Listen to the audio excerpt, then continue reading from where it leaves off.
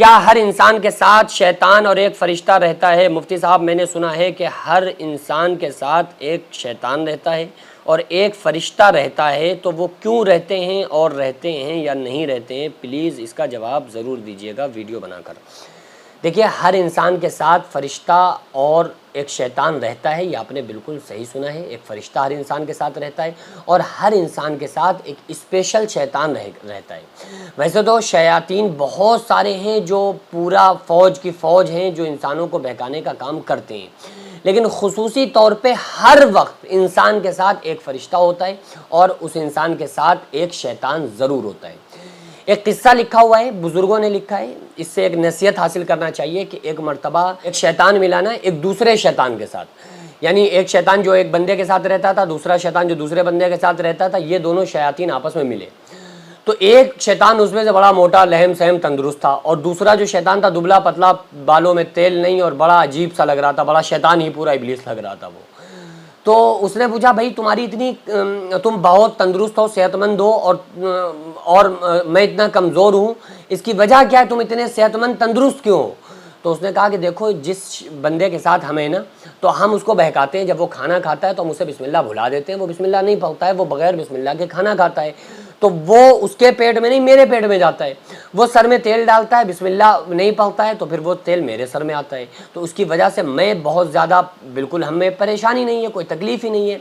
तकलीफ़ क्यों नहीं है? कि वो हमारी बातों को मानकर चलता है, हमारी फर्मा बरदारी करता है, अल्लाह की नाफरमानी करता है, तो हमें कोई टेंशन ही नहीं है, क्योंकि जिस काम के लिए हम लगे हुए हैं वो हमारा काम पूरा हो रहा है।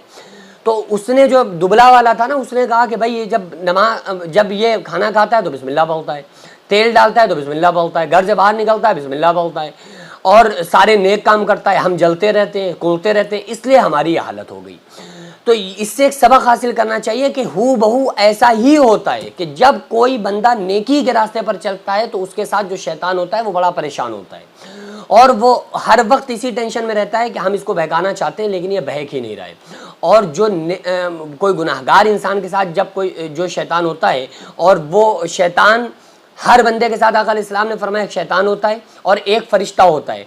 फ़रिश्ता उसको अच्छी बात की तरगीब देता है, अच्छे काम करने का करने की उसको तरगीब देता है, उसको कहता है कि अच्छे काम करो। और जो शैतान होता है वो उसको बुराई की तरफ खींचना चाहता है, वो बुराई की तरफ खींचता है और ये कोशिश करता है कि ये इंसान किसी तरह से गुनाह का काम करे।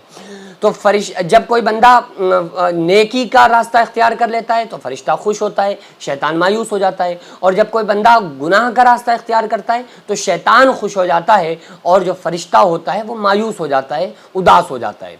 तो हर इंसान के साथ एक फरिश्ता होता है, हर इंसान के साथ एक शैतान होता है। शैतान बुराई की तमा करने की कोशिश करता है, तमा करता है, और जो फरिश्ता होता है वो अच्छे काम करवाने की कोशिश करता है।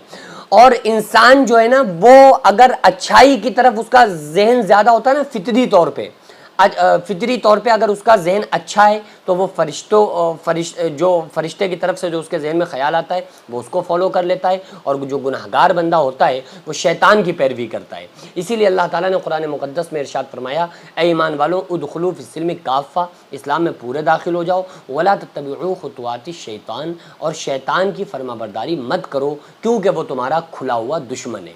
तो इसलिए हम लोगों को चाहिए कि हम कुरान हदीस पर अमल करें और हम शरीयत मुतहरा के पाबंद रहें। हमें शैतान की तरफ बिल्कुल नहीं आना चाहिए। शैतान जिस काम से खुश हो वो गुनाह का काम हरगिज़ नहीं करना चाहिए, बल्कि हमें तो नेक काम करना चाहिए ताकि जो हमारे साथ फरिश्ता है वो भी खुश हो और हमारे आका सल्लल्लाहु अलैहि वसल्लम भी खुश हो, अल्लाह भी खुश हो। और क़यामत के दिन जब हम अपने आका सल्लल्लाहु अलैहि वसल्लम का सामना करें तो हमारे नबी सल्लल्लाहु अलैहि वसल्लम हमको देखकर खुश हो रहे हैं।